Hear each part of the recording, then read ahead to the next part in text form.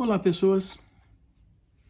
Bem-vindos a uma boa discussão aqui com vocês pelo Instituto Paulista de Sexualidade, o INPASEX. Eu sou Oswaldo Rodrigues, eu sou psicólogo, terapeuta sexual, terapeuta de casais.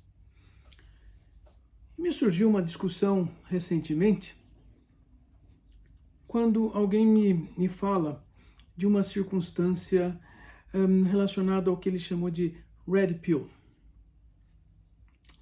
Bom, parece que nós temos uma discussão interessante sobre os papéis de um ser humano numa sociedade. Essa ideia associada ao Red Pill é, em verdade, um mecanismo, uma hipótese, uma discussão sobre uma teoria que explicaria que os homens, machos, portadores de pênis, eles são melhores se eles tiverem algumas características. Uma das características é ser o macho alfa. Poxa, mas o que é um macho alfa?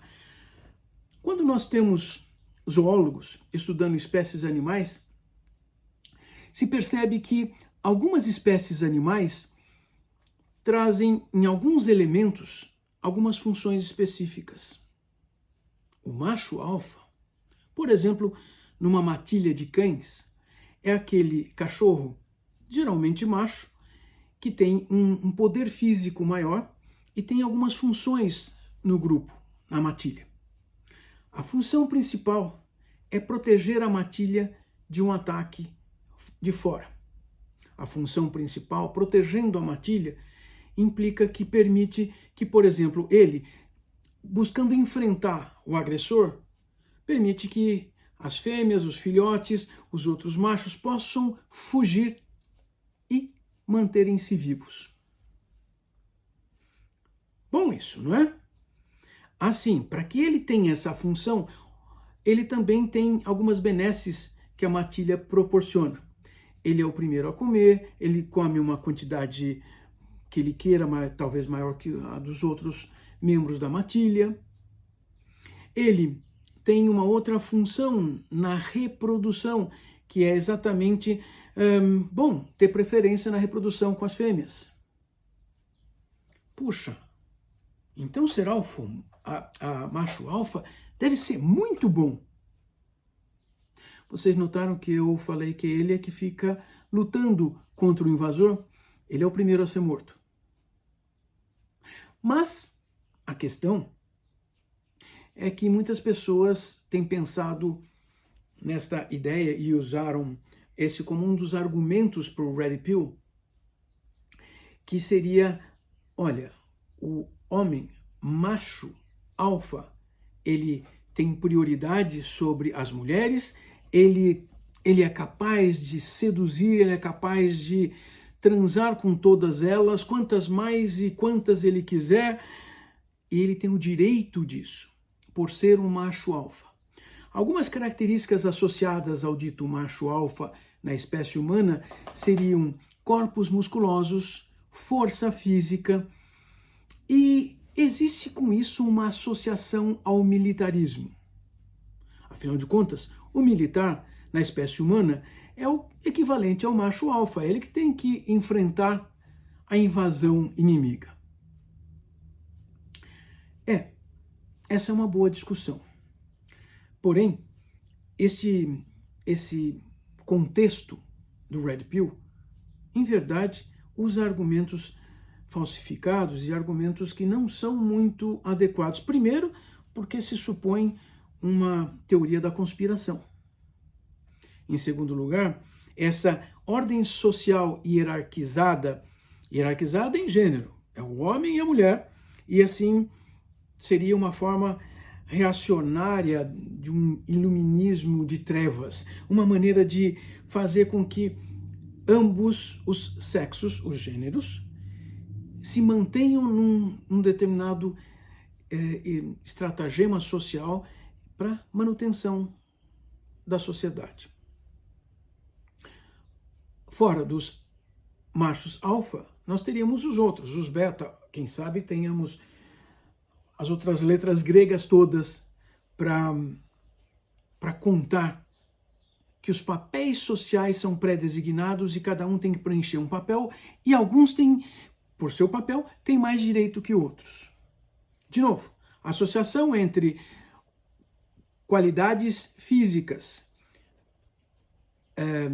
possibilidades, então, e direitos de alimentar-se melhor no lugar dos outros, ser mais rico, ser mais potente, ser dono e detentor de mais posses, carros especiais, carros maravilhosos, ser aquele que mais gasta, que mais bebe, que mais... Opa! Essa discussão é importante para nós, porque os papéis relacionados a sexo, primeiro, nós precisamos compreender que existem mais de 2 sexos biológicos, porque nós estamos acostumados a pensar de maneira binária, como uma criança de 7 anos, que só existe o macho e a fêmea. Nós sempre nos esquecemos, ou quem sabe, nem saibamos, que existem pessoas que nascem com uma variação genética que os coloca entre os sexos. Não são a maioria. Porém, têm se tornado mais visíveis nas últimas décadas. Afinal de contas, eles também são importantes socialmente. Eles também são partes da sociedade. Enfim, se nós temos, então, mais do que 2 sexos biológicos, e nós temos uma infinidade de intersexos, não são doenças. São variações, inclusive genéticas. Não, eu nem cheguei a falar de gênero. E isso traz uma importância nessa discussão sobre, caramba, nós temos machos alfa. Vou contar outra coisa. Claro que algumas pessoas designam também mulheres alfa. Porque sim, em algumas espécies animais, algumas fêmeas assumem o papel dominante, o papel de defesa do grupo. Verdade. E na espécie humana? Sim, ao longo da história apareceram mulheres que eram poderosas. Nós estamos falando de poder, nós estamos falando de papel sexual, nós estamos falando de capacidade e alguém que tem mais direito que os outros, é isso? Pois é. Nesse diálogo relacionado ao Red Pill, obviamente, essa designação básica de só 2 sexos também implica uma outra coisa, a reprodução. Sim, porque é um dos papéis do macho alfa. Reproduzir. Com quantas mais mulheres, melhor. Algo interessante para ponderarmos. E tem alternativa para isso? Muitos homens não conseguiriam ser machos alfa. Muitos homens, de verdade, nem querem ser machos alfa.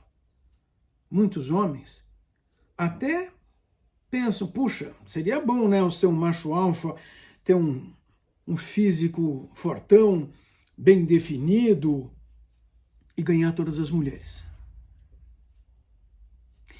E quando esse macho alfa, inclusive se mostrando macho alfa socialmente, não consegue seduzir a quantidade de mulheres que ele compreende que ele deveria ter o direito de. Sim, porque de repente sair para uma festa, para uma balada e se aproximar de 5, 10 ou 15 mulheres que eles podem beijar, que eles podem fazer sei lá o quê. E se de repente ele mesmo lá dentro considera que, puxa, só peguei 15, eu tinha que ter pego 20, não 15. Sabe o que acontece com esses homens? Eles sofrem. Eles se sentem envergonhados, eles se sentem deprimidos, eles se sentem ansiosos, eles não se sentem capazes de preencher o papel que eles acham que tem que ter. Qual é o erro, então? Acharem que tem um papel que eles não precisam ter. Achar e considerar que eles têm que perseguir uma forma de ser social com características que ele considera sexuais e ele não precisar disso. Pois, afinal de contas, vários desses estão tentando e não são felizes. É verdade que para preencher esta ideia militarista, e é militarista no sentido de ser mais agressivo, ser hostil, ser capaz de destruir, essas pessoas precisam, no dia a dia, ser hostis, agressivas, porque elas têm que demonstrar que são mais que os outros. No dia a dia, se sobrepondo ou humilhando o caixa do supermercado, ou o varredor de rua, ou o porteiro do prédio.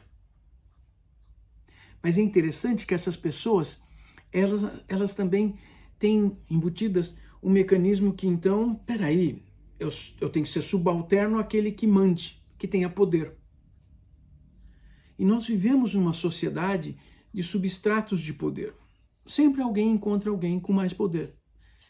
E aí essa pessoa se submete, não porque faz sentido organizar em prol de objetivos sociais e objetivos variados. Ela se submete porque o outro é mais poderoso. Encontrei um macho alfa mais macho e mais alfa que eu. E o que essa pessoa vai sentir? Mal. Vergonha, sentir-se subalterna, sentir-se mal. Ou seja, não me parece que traz benefícios emocionais. Não me parece, não. Eu estou afirmando que não traz benefícios. E essas pessoas precisam desenvolver habilidades e, no entanto, elas não têm uma série de habilidades para poder lidar com essas dificuldades que vão aparecer. Nos colocar papéis para os quais nós não estamos preparados para cumprir, precisa estar na nossa percepção para entendermos o que nós fazemos. Será que nós estamos adotando uma teoria correta de como deve ser o mundo, de como uma pessoa deve ser no mundo, de como eu devo ser no mundo? E esse papel diz respeito ao que nos relacionamentos afetivos e sexuais? Determina também que eu tenho que fazer uma coisa que eu não consigo fazer?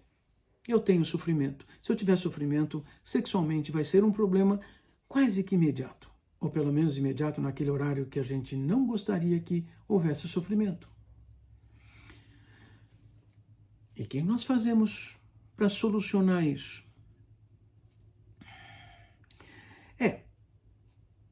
O mais importante é reconhecer que estamos sendo infelizes e que estamos fazendo alguma coisa errada e que precisamos encontrar um caminho novo para lidar com a realidade. Fazemos isso sozinhos? Mais provavelmente, sozinhos, nós vamos ser vítimas do mundo dizendo o que nós temos que fazer. E normalmente essas teorias conspiratórias, essas teorias fajutas, mas são teorias que prometem algo muito especial para as pessoas, elas tendem a ganhar espaço. Elas tendem a fazer, principalmente homens, desejar coisas que eles nunca vão alcançar. Mas vão sofrer por isso.